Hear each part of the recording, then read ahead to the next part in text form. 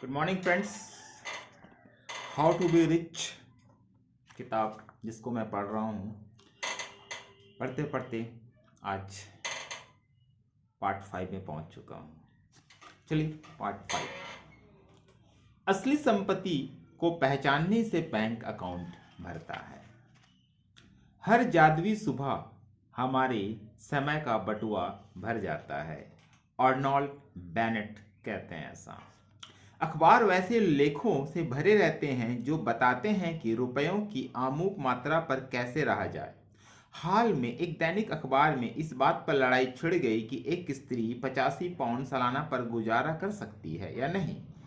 मैंने एक लेख देखा है, साप्ताहिक 8 शिलिंग पर कैसे रहा जाए, लेकिन मैंने आज तक ऐसा लेख नहीं देखा दिन में 24 घंटों पर कैसे रहा जाए।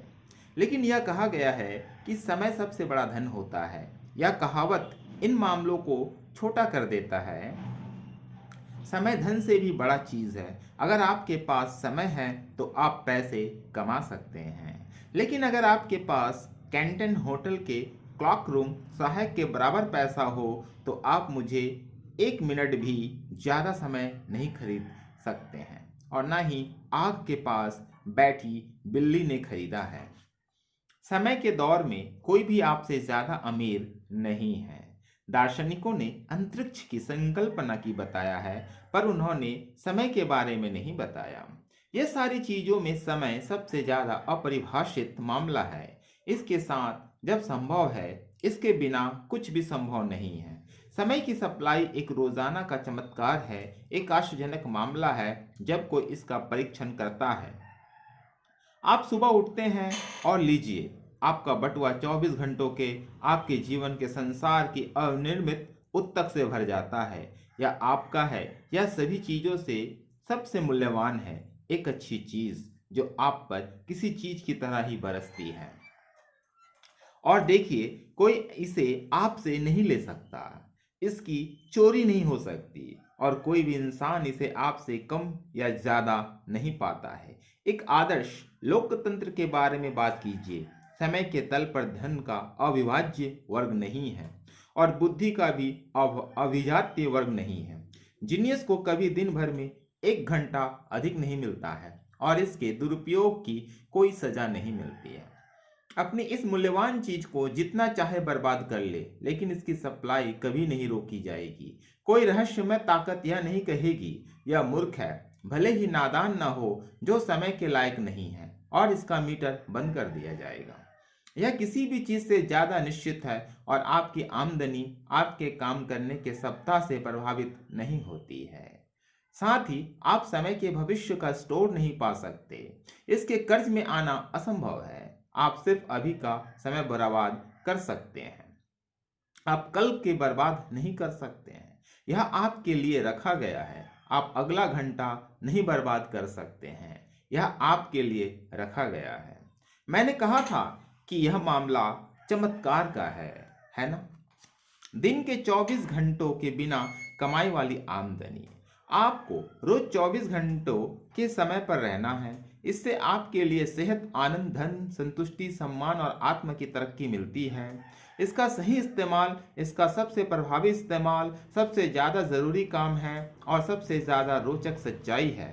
सारी चीज़ें उस पर निर्भर करती हैं। आपकी खुशी, मेरे दोस्त, वे पुरस्कार जिसकी आप सभी को तलाश है, उस पर निर्भर करती है। आश्चर्यजनक है कि अखबार इतने सामयिक और प्रगतिशील होने के बावजूद समय की आमदनी पर कैसे रहे वाले लेखों के बदले धन की आमदनी पर कैसे रहे जैसे लेखों से भरे होते हैं। धन समय से ज्यादा सामान्य है। जब एक इंसान सोचता है तो वह मानता है कि धन सबसे ज्यादा आम वस्तु है। यह धरती पर विशाल मात्रा में उपलब्ध है। अगर एक इंसान धन की एक मात्रा पर नहीं जी सकता, वह थोड़ा ही कमाता है या चुराता है या इसके लिए विज्ञापन निकालता है। कोई इंसान अपनी जिंदगी को सिर्फ इसलिए नहीं बर्बाद करता क्योंकि वह साल भर में $1000 पर गुजर नहीं कर सकता। वह अपनी पेशियां झटकता है और बजट की संतुलित करता है। लेकिन अगर कोई 24 घंटों की आमदनी पर सारे खर्च नहीं निकाल पाता तो वह अपनी जिंदगी का कचरा नहीं करता। समय की सप्लाई भले ही कितनी नियमित हो, लेकिन प्रतिबंधित होती है। हमारे पास पर्याप्त समय उपलब्ध है। हम में से कौन दिन भर में 24 घंटों पर रहता है? और जब मैं कहता हूँ रहता है तो मेरा मतलब सिर्फ होने या किसी तरह से बसर करने से नहीं है। इसमें से कौन इस दुखद एहसास से अलग है कि दैनिक जीवन का सबसे बड़ा खर्च का विभाग उस तरह से नियोजित नहीं होता जिस तरह से किया जाना चाहिए? हम में से कौन निश्चित है कि यह खर्चीला सूट किसी बेकार टोपी से नहीं सजा है या महंगी चाइना क्रॉकरी के इंतजाम में भोजन की क्वालिटी पर ध्यान नहीं गया? हम में से कौन नहीं कह रहा है मैं बदला लूंगा जब मेरे पास थोड़ा समय होगा? हमारे पास कभी भी ज्यादा वक्त नहीं होगा। हमारे पास जरूरी पर्याप्त समय रहा है और रहेगा। यह महान और अनदेखा किया गया सच का एहसास जिसे मैंने नहीं खोजा है ही है जिसने मुझे रोज के समय के खर्च की व्यवहारिक परीक्षा करने के लिए बाधित किया है। कृतज्ञता की महान रहस्यमय शक्ति वैलेस वॉटलस कहते हैं, एक कृतज्ञ मन महान मन है जो महान चीजों को आकर्षित करता है, प्लेटो कहते हैं। अमीर होने की दिशा में पहला कदम है कि आप दैवी पदार्थ की ओर अपनी इच्छा बता दें। यह सही है और आप देखेंगे कि इसे करने के लिए यह जरूरी हो जाता है कि आप दैवी पदार्थ के साथ एक सुंदर संबंध स्थापित कर लें। मानसिक सामंजस्य और प्रायश्चित को एक शब्द में बताया जा सकता है, कृतज्ञता। पहली बात, आप विश्वास कीजिए कि एक बुद्धिमान पदार्थ है जिससे सारी चीजें बनती है। दूसरी बात, आप विश्वास कीजिए कि वही पदार्थ आपको पसंदीदा चीजें देता है। और तीसरी बात, आप खुद को इससे एक गहरी और महान कृतज्ञता की भावना से जोड़िए। कई लोग अपनी बाकी जिंदगी तो सही ढंग से जीते हैं लेकिन कृतज्ञता के अभाव में गरीबी का जीवन जीते हैं। एक उपहार पाने पर यह कृतज्ञता को व्यक्त नहीं करके उन तारों को काट डालते हैं जो उन्हें स्रोत से जोड़ते हैं।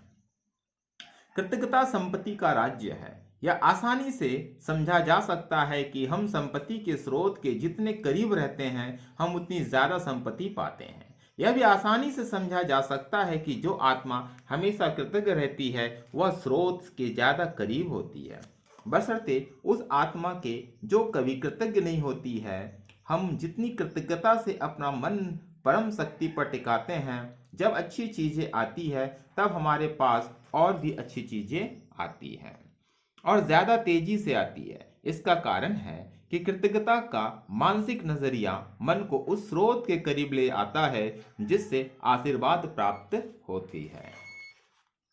अगर यह आपके लिए नया विचार है कि कृतज्ञता आपके पूरे मन को ब्रह्मांड की रचनात्मक शक्तियों से समता में लाती है तो इस पर अच्छी तरह से सोचिए और आप देखेंगे कि यह बात सही है। जो अच्छी चीजें आपके पास आई है वह कुछ नियमों के सही पालन करने से आई है। कृतज्ञता आपके मन को उन रास्तों से ले जाएगी जिनमें चीजें आती हैं और आपको रचनात्मक विचार के करीब रखेगी और आपको प्रतियोगात्मक विचार से दूर रखेगी। कृतज्ञता ही आपको संपूर्ण से परिचय करा सकती है और इस गलत सोच से बचा सकती है कि सप्लाई सीमित है। ऐसा करने से आपकी आशाएं टूट जाएगी। कृतज्ञता का एक नियम है और यह बहुत जरूरी है कि आप इस नियम का पालन करें अगर आप मनचाहा परिणाम चाहते हैं। कृतज्ञता का नियम वह प्राकृतिक सिद्धांत है जो कहता है कि क्रिया और प्रतिक्रिया बराबर होती है और विपरीत दिशा में होती है। दैवी शक्ति तक पहुंचे और दैवी शक्ति आप तक पहुंचेगी। परम शक्ति तक आपके मन को धन्यवाद से भरी कृतज्ञ पहुंच उस शक्ति को मुक्ति या खर्च है। यह वहां तक पहुंचेगी ही जहां इसे पहुंचना है और प्रतिक्रिया के रूप में यह आप तक चलेगी।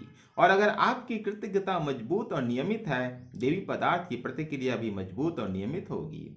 आपकी मनचाही चीजें आपकी ओर चलेगी। आप कृतज्ञता के बिना ज्यादा शक्ति का इस्तेमाल नहीं कर सकते हैं क्योंकि कृतज्ञता आपको उस शक्ति से जोड़े रखती है।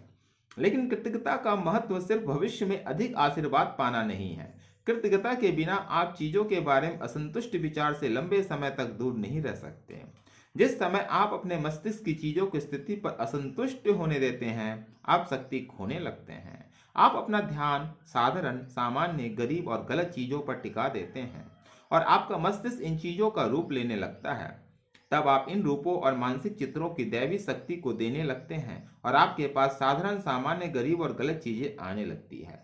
अपने मस्तिष्क को तुच्छ चीजों पर टिकाने की अनुमति देकर आप तुच्छ हो जाते हैं और अपने आप को तुच्छ चीजों से घेर लेते हैं। दूसरी तरफ अपने मस्तिष्क का श्रेष्ठ चीजों पर टिकाने से आप खुद को श्रेष्ठ चीजों से घेर लेते हैं और श्रेष्ठ बन जाते हैं। कृतज्ञता का आस्था का उपहार। हमारे अंदर की रचनात्मक शक्ति हमें उन चीजों की तस्वीरों में बदल देती है जिन पर हम ध्यान देते हैं। हम वैचारिक पदार्थ हैं और वैचारिक पदार्थ हमेशा उस रूप को लेते हैं जिसके बारे में हम सोचते रहते हैं। कृतज्ञ मन हमेशा श्रेष्ठ चीजों पर टिका रहता है, इसलिए यह श्रेष्ठ हो जाता है। यह श्रेष्ठ का रूप या चरित्र ले लेता है और इसे श्रेष्ठ ही मिलेगा। साथ ही आस्था कृतज्ञता से जन्म लेती है। कृतज्ञ मन हमेशा अच्छी चीजों की आशा करता है और यह आशा आस्था बन जाती है। कृतज्ञता का मस्तिष्क पर प्रभाव आस्था पैदा करता है और कृतज्ञ धन्यवाद के तरंग उस आस्था को बढ़ाती है। अगर आप में कृतज्ञता की भावना नहीं है तो आपकी आस्था ज्यादा समय जिंदा नहीं रह सकती है और बिना आस्था के आप रचनात्मक तरीके से अमीर नहीं बन सकते हैं। तब यह जरूरी है कि हर चीज के लिए कृतज्ञ होने की आदत डाल ले और आप तक आती है और लगातार धन्यवाद देते रहें। और चूंकि चीजों ने आपकी प्रगति में योगदान दिया है, आपको उन चीजों को कृतज्ञता से समाहित कर लेना चाहिए। संपत्ति का दैवी प्रयोग। जूलिया सैटन कहती है, मार्ग पर एक बिंदु आएगा जब आप निजी स्वार्थ और अहंकार की तृप्ति में संतुष्टि पाएंगे। निजी मानवीय इच्छाएं दर्द, नुकसान, दुख और जिंदगी की चोटों से भरी होती है, लेकिन ये चीजें उस सीढ़ी का काम करती है जिससे आप अपने मृत हिस्से को छोड़कर ऊंचे हिस्से पर चढ़ते हैं। ये सारी अलग व निजी संतुष्टि जीवन के पेड़ की फूल है जिनका जड़ सत्य है। संपत्ति का ब्रह्मांडीय प्रयोग निजी संतुष्टि का भी शामिल करता है। इसका मतलब होता है पहले सामंजस्य का साम्राज्य प्राप्त करो और अपने अंदर की समझ को पाओ और फिर बाहरी चीजें जुड़ जाएगी, क्योंकि वे शक्तिशाली ढंग से शांत और सौम्य चेतना से आती है। संपत्ति के सही अर्थ में हम सभी अपनी इच्छाएं खुशी से पूरे और जीवंत रूप से व्यक्त करते हैं। दूसरों की जरूरतों को ध्यान में रखते हुए समुद्र के पास आकर नदी चौड़ी हो जाती है और हमारी जिंदगी के साथ ज्यादा शक्तिशाली, मुक्त और असीमित हो जाती है और हम एक महान रोशनी के रूप में विकासमान लोगों के अंधकार भरे मस्तिष्क के लिए काम कर सकते हैं। हम जानते हैं कि संपत्ति क्या चीज होती है, क्यों इसे मस्तिष्क चाहता है, यह जानते हुए कि गहरे नियम इस पर विजय प्राप्त करते हैं, ऊंचे नियम इसका इस्तेमाल करते हैं। हम अपने जीवन को शांति, शक्ति और बुद्धिमानी का मार्ग बना लेते हैं जिस पर चलकर मानव जाति सप्लाई का प्रचुरता की ओर जाती है। हम अपना बहुत कुछ उनको दे सकते हैं जिनके पास कुछ भी नहीं है, अपना सब कुछ नहीं, क्योंकि यह हमें भिखारी बना देगा, लेकिन हम बहुत कुछ दे सकते हैं और बिना दबाव के यह अपना नुकसान कराए दे सकते हैं। नई नस्ल के मस्तिष्कों को यह सारी चीजें तेजी से सिखाई जा रही है। जितनी तेजी से यह अपनी गरीबी को जीतने का नया तरीका सीखता है, उतनी ही तेजी से इसे संपत्ति का उच्च ब्रह्मांड इस्तेमाल का तरीका सिखाया जा सकता है जिसकी इससे रचना की है। नई सभ्यता अपना जीवन देवताओं की तरह जिएगी, अपनी भौतिक ब्रह्मांड खुद बनाएगी, वैचारिक शक्ति वह सारी ऊर्जा बनाएगी यदि इसे सही दिशा दी जाए, जो सौंदर्य, सामंजस्य और स्वतंत्रता के अनेकों रूपों में होगी। हम अभी अपनी भौतिक ब्रह्मांड के निर्माता है और हमेशा रहे हैं। हम सच में जानते हैं कि हम दैवी और अपने द्वारा निर्मित मार्ग पर अपने देवता के रूप में रह सकते हैं। फ्रेंड्स, पार्ट 5 ही खत्म होता है। आई होप कि आप एंजॉय कर रहे हैं बुक्स में और जो मैं पढ़ रहा हूँ इससे भी आप लाभ उठा रहे हैं। इसी तरह से लाभ उठाते रहिए। धन्यवाद, मिलते हैं।